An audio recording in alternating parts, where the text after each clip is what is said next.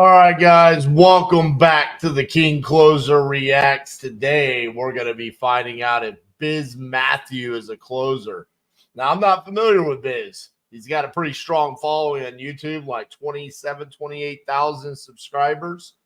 This call was brought to me by my team. They said, hey, it was a cold call. It was pretty decent. Think we should do a closer reaction to it. So let's get into it. Let's find out if we think Biz Matthew is a closer or not. Hello. Hello, Hubert.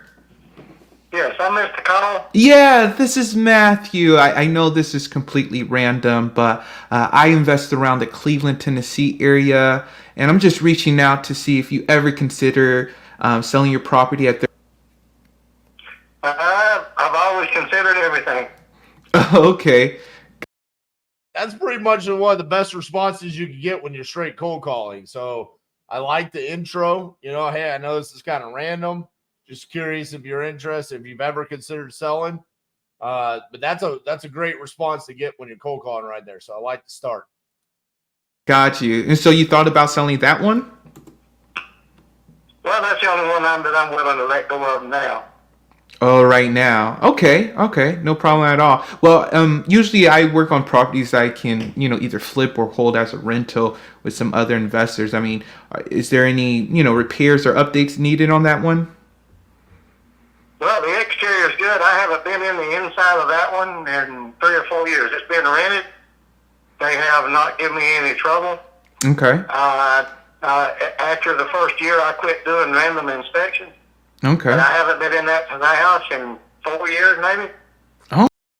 So I really like how he framed that. You know, hey, I'm looking for something that I can flip or rent, present to other investors. And then he dove right into condition. So normally I kind of beat closers up when they just dive right into condition. But this being a straight cold call, I actually like it because he's trying to see, like, hey, is this physically distressed? And could that be the motivating factor? It's clear that he's talking to some sort of landlord, investor of some sort, because he said, this is the only one I'm looking to get rid of right now. So he owns multiple properties. So I do like the fact that he jumped straight into condition due to the fact that it was a cold call. He knew that he was talking to a landlord or an investor, and he's trying to see, hey, is this the motivating factor? So it all still stems from getting to the motivation as to why this guy would want to sell. So I do like that. Okay. Well, I couldn't tell you, but the outside should be all good. I had it all brought up to date a few years back. Okay. Totally understood. So the inside I can't tell you about, but it's been rented, and those people, look here, they hunt me to pay my rent. So, hey, you think I bother those folks? No. No, exactly. Okay, I mean, that's always good to find good tenants. Okay. And that mobile home there, they don't, I don't charge much for it, but I don't have no trouble out of it either. Okay, so there's a mobile home by the house? Yes. Okay. It's an 1 3/4 lot, but I've already got it staked to be divided. Okay. The only thing I didn't do is build a second driveway into there. Oh, Got two okay. septic tanks. But I was wanting, that's when the economy got a little funky. Back when I bought it, I was going to sell it then, but the economy, the bottom just dropped out of it, the housing. Okay. So that became a rental house. Oh, okay. Got. I like how he's validating that he's hearing what the seller is saying, and also really not letting whatever script or questions that he has in mind getting in the way of letting the seller just open up and disclose all of this information. This is beautiful information that the seller is providing him right now. So really like the direction this conversation is headed right now. Got you. All right. And so you used to live there? No. Okay. I didn't live there. Okay, you never used to live there? It was an investment to start with. Okay. Got you. All right. And then how much are they paying for rent per month? They're paying $900 a month. $900 a month. Okay. So I get asking the question for the rent. I would have preferred to stay on the path of the condition there a little bit and maybe What does it look like now that the tenants have moved out? Something along those lines of sticking with an open-ended question based off of what he was talking about, because that seems like that's his pain point right now. Or if we were going to transition the conversation, and maybe Matthew didn't catch this, but it sounded to me like the gentleman bought this to be a quick flip, and he ended up keeping it because the economy fell out. So he could have transitioned the conversation right then and talking about money, and specifically, well, how much would you need to get rid of it? How much were you wanting to get back then? Something along those lines to get a number out of him right there. I don't know if that was the appropriate time to ask about the rent amount, because, okay, now we have 900. What does that do for us as far as now he has to come up with a follow-up question? This is why I don't like close-ended questions, because here we are. You got your bullet answer. Now you got to come up with another question to ask. Gotcha. That's not a ridiculous amount, but it's a good amount since I don't have to go chase them down. Right. Makes sense. All right. And then the mobile home, what's being used as right now? It's just a rental. It's I rent it for $100 a week. Okay. And I pay the water bill. Okay. So you get that for 400. So 400 and 900. So from that lot, you're getting around 1,300 a month. Yes. Okay. And the good thing about it is I haven't had no issues with my renters. Now, in the beginning I did. I mean, which you probably don't care about the beginning. I struggled in the beginning keeping good renters. Mm-hmm. But now that I've got good renters, they're always constantly wanting to buy it. But you know how they want to buy it, Right. rent to own. Rent to own. Right. And I'm not into that right now. Oh, okay. Got you. So what do you think did you just screen your tenants better to get better renters, over the years? I mean, how were you able to get good renters? I just got damn lucky. It's all about luck. It's about the blessings. I tried that screening stuff, but I just always luck. And maybe praying a little bit helped. Got you. Okay. All right. And then, so why is it only this one you might be interested in selling, not your other ones? Because it's all, where I live is connected to everything else I've got. Okay. I've got 1, 2, 3, 4, 5, 6. I got 7 lots connected on my other team. Okay. So you say you have 7 lots on near where you live? Yes. Okay. Got you. And then He does a lot of, repeating what the seller just said to him, validating that he heard correctly. I will say that has caused at least one awkward moment where he didn't quite understand what the seller was trying to tell him. So it's a good tactic. I do like it, making sure that you understood correctly. But right now, I feel like we kind of hit a lull. Not quite sure where we're going with the order in which the questions are being asked. A lot of just gathering information right now, and kind of all over the place, right? Condition, rent rate. What about the mobile home? What's got you looking to sell this one and not the other ones? Again, we didn't really find out why he wanted to sell this one. We just know that he doesn't want to sell the other ones because those lots are connected to where he lives. So we really would like to see now the buckle down with needle moving questions, right? Something that's really going to find out about the motivation or the price or something that kind of moves us closer to understanding if this is a deal that we should pursue or not. And so with this property, let's say we're able to, make an agreement. Is there a price that you have in mind for a cash offer as is? I do not. Haven't even considered it. I always consider any offer. Okay. Yeah. I'm just trying to see where you would be, where you can actually consider a cash offer, So that's why I would have liked to ask him, well, when you plan on getting rid of it early on, how much were you going to be selling it for when the economy fell out, right? We could have transitioned the conversation back then. It's a little bit harder now, because it seems like that moment has passed, right? We went and we asked about rent rate and the mobile home and why this one and not the others and all of this other stuff that didn't, to me, really help us a lot. Maybe we can leverage it in the future, but now he's in that limbo land where we're trying to get a number out of the seller. He's going to have to really work to get one. Because I haven't thought done it enough to even consider. I don't even know what the taxes on it are. Really? But you've been paying it every year. Yeah, my wife pays my taxes. Oh, okay. See, we got funds. I've got funds set up. Everything I own has got an account for that particular piece. That's the only thing I'm interested in is how much is in it. Okay, got you. And I guess the other lots you're living by, are they just lots, like lots of land, or do you have actual properties that you're renting it out? I've got 3 houses on those, between those lots. Okay. And you're renting those out? Yes, I'm not renting one of them. I live in one of them. Right. Makes sense. Okay. My oldest son's fixing to move into another one. Okay. Awesome. All right. And then, so with this one on Buchanan Road, knowing that, there may be some updating needed on the property. Well, I'm sure there is on the inside. Right, for sure. So that's something we would have to consider. But when was the last time you replaced the roof? The roof was replaced new about, I'm going to say 10 years ago with a new metal roof.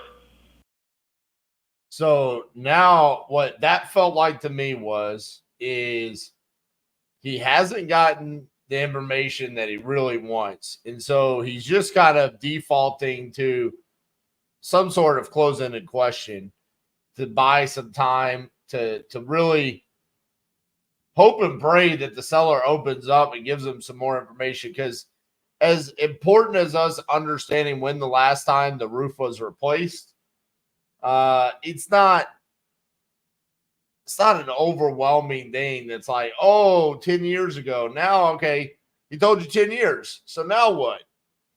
Is that too old? Not enough? Do we need to replace it? Do we not? I don't know. Some roofs that are 10 years old are perfectly fine. Some that have been on for 10 years desperately need to be replaced. So I don't know if these, like, now I feel like we're going to get into that part of closers where they don't know what to ask, so they start defaulting to condition questions, right? When was the last time you replaced the roof? What about the HVAC? What about kitchens? What about bathrooms? I hate it when we end up here unless we already know that it's a deal where the numbers could work, and we're just trying to figure out if the rehab is going to be bigger than what we're anticipating, but we don't even have a number. So I again, not to just keep going back to it, but I feel like we missed an opportunity early on in the conversation. Okay. And they put guttering on it at the same time. Okay. And then the property has central air and heat? HVAC. Do what, sir? The property has central air and heat? Yes. Okay. Understood. And then, all right, so you're getting around $1,300 a month. It needs probably some updating inside. And then the mobile home itself, have you gotten a chance to look inside of that one also? I haven't. I remodeled it, I'm thinking about 3 years ago, completely on the inside, but that don't mean nothing. Right. To me, rental property, in 3 months they can totally wipe a place out. Right, exactly. If you're in the rental business, you already know that. Right, exactly. And especially with a mobile home where it doesn't appreciate in value. I mean, it makes, yeah. The mobile home, my intentions for it was when it gets empty, if it's go in and look at it, if it's in very bad shape, I can buy one and put one there cheaper than I can remodel it again. Oh, okay. Buy one, put one there. That was my thought. Right. You can buy used mobile homes. People buy them, build houses, and then sell them. You can buy used mobile homes reasonable. Right. Okay. My question is right now, while he was talking about mobile home and buying another one and cheaper than remodeling, was he thinking about his next question? Is he prepared right now? That's what I want to know. That to me is like a true closer right here would have the next question lined up that's going to move us in a direction of understanding where we need to be. I don't think we're ever going to get a number out of this seller. So now he's going to have to do some sort of offer or a range, something along those lines. I don't really see him actively comping or anything like that. So he must already know his numbers, or he's going to have to get off the phone and call back. Hopefully that's not the case. But this moment right here is really going to impact, like, what I feel about Biz Matthew. Like, are we ready with the next question? Because you need to be ready right here. Because you can see he's not going to awkwardly sit in silence. He's about to ask something. So let's see what it is. Yeah, I know that strategy too. Some investors that do that, they just buy used one and fix it up and then just cash flow it, Right. Okay, so around 1,300 updates needed. So I mean, is there an ideal ballpark price range that you would accept a cash offer on? Well, no, I would like for you to make me one. Right. Okay. Got you. And Okay, I'll tell you the way I think of it. Okay. The house paid for itself in like 6 or 7 years. The money I put into it. Mm-hmm. So, but what I look at is 10 years rent is that's the value of a house, in my thought. 10 years of rent is the value of the house. So he's getting $900 a month. So he wants somewhere north of $100,000. Somewhere between 105 to 110. Okay. Yeah, I would say it's probably the value, but I think that's with Oh yeah. the property all fixed that's up. What I would think if I was buying one, that's how I would think. I think differently than some folks do. Right. But if you want to make me an offer, you can. Okay. No, yeah, it's fine. Are the renters on a year lease, or are they on month to month? No, they've done past that. Every year they want to buy, and they want, and this coming year I was intended to offer them a price on, pay say $5,000 or $6,000 down, and then go from there. That way, when they move out or whatever, I can repair the damages. Right. Okay. And so you say you're not open to them like renting to own it? No. Okay. But I'm gonna, I'm getting older and I'm considering all kind of things. Got you. And you don't. When you get old, you start thinking about lots of different things. Right. Okay. And you just don't want to wait that long and finance it out and different things like that. Well, I won't be alive to enjoy it. Okay. Makes sense. All right. Well, yeah. I mean, I was just putting some quick numbers together. Just a rough estimate. Just throwing a number out there. If we're getting 1,300, I mean 900 really, and then 400 for that. All fixed up, like you were saying. I see the value of the property honestly around between 120, 130. See, I would have even included the 400 for the mobile home. It's like he said, the mobile home. He fixed it up 3 years ago, but that doesn't mean anything. So I'm putting next to zero value on that.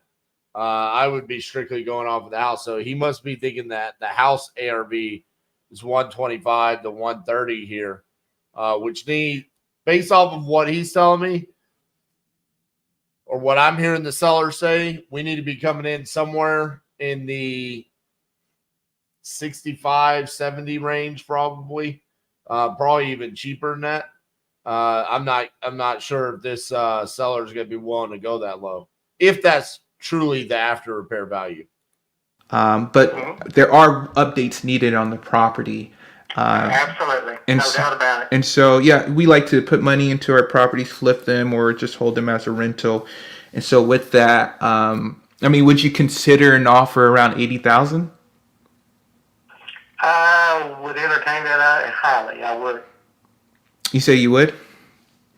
Yes, sir. I would consider that highly. I would have to talk to my wife, but I would consider that, and that way I could walk away from that piece and move forward with my life. Forget about that one and move on. Okay. Okay. So the price seems a little high to me if that's the true after repair value, which we don't know if that's the true after repair value. And I will say he wasn't I didn't see him like actively comping during the call. So he knew that 80,000 was a number coming into this that he wanted to get it for. Do like the fact that he made the offer and then he paused and waited on the reaction. Really like that part of it. Because I'm getting old. I'm 66. And I'm thinking about retiring and moving this, that. You understand where I'm coming from. Right. Okay. And I try to be fair. Look here, I have learned, even in business, I try to be 100% honest and 100% fair. Like you, I will hide nothing. Right. And I in the long run, I've come out much better because 5 years from now, I might say the rest of everything I've got. True. You don't ever know. Okay, yeah. And, of course, we try to offer a fair price, like the as-is value of the property with the repairs needed. Right. So, and of course, we would have to look at the property, make sure, it's updates and, no major foundation issues, no sinking in the flooring or anything like that. I haven't been in there. I don't think there is. Okay. I like that. He was setting the expectation. We're going to have to come through. We're going to have to verify that there's not any big major repairs that we're unaware of. Do like how he's setting the expectations. These last few minutes here going to be vitally important. How's this conversation in? Because the seller did say he has to talk to his wife about it. So it's going to be vitally important to how this conversation ends, in my eyes, on how Biz Matthew ends it, right? What does that look like? Is he actually sending a contract, or is he just going to set up an appointment for them to talk? How does he leave this conversation? Okay. The only thing I could imagine being wrong with it is in the bathrooms. Okay. The bathrooms go bad first thing. Right. That would be my guess. And I always, after I've had somebody in for 5 years, the bathroom has to be done. Okay. And I was just about to assure you, and my experience with rental places, you have to do the bathrooms. Right. And of course, I've got carpet in the biggest part of it, but you don't want to put carpet down because I can jerk it out and change it in no time. Right, exactly. Okay. And they get the lecture that if there's any water leaks to report immediately or I will have to hide. And they haven't reported any, so I'm assuming there hasn't been. That's what gets you forward.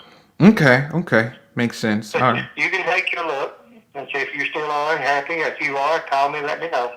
Okay. Is there a date, that I could possibly go inside and look at the property? You let your just renters know, hey, we're going to have like inspection or something? I can do that. I can.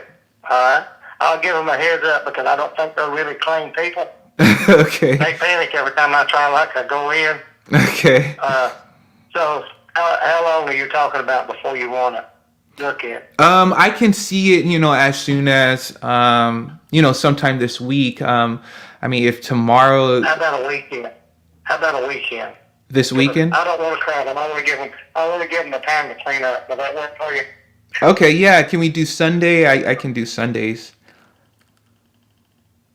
Saturday or Sunday. I'll give them a heads up, and you can call me, and we'll do something with that, okay? Okay. Makes sense. All right. Sounds good. All right, talk to you later. This is your number. All right, you just call me when you know something. If I get something, I'll call you. All right, sounds good. I appreciate it, Hubert. All right. What is your name? Matthew. Matthew? Yes, sir. Let me write it down because my memory's short. I write everything down. All right. That way I don't have to guess at memory. That's all good. It's all good. All right, so that's the end of that conversation. So here's my feedback. That's a damn good cold call.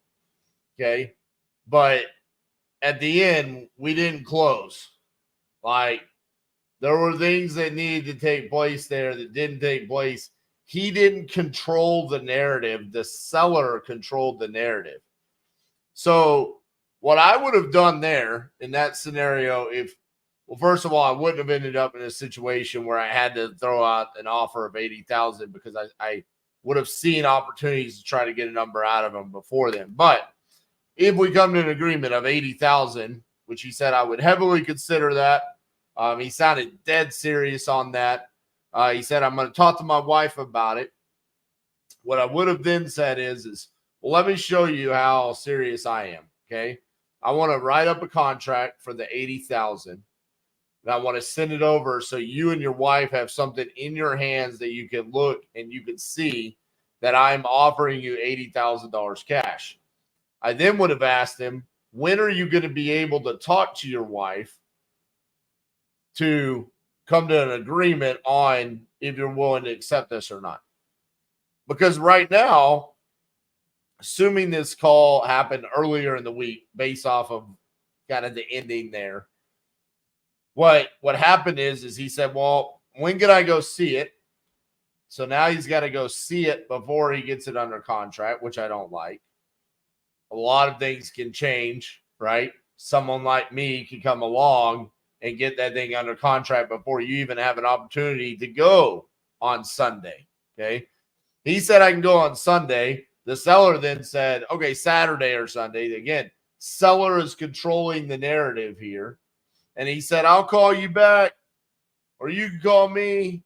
It's just so loosey-goosey there at the end. Like, I just don't have a lot of confidence in calls like that end like that, especially in volume. If calls like that happen in volume, there's going to be so many where you never hear from that seller again. You never get to go see the house on Sunday. And maybe he did on this one, and maybe he closed it. That's great. But I don't know that the necessary steps were taken there at the end.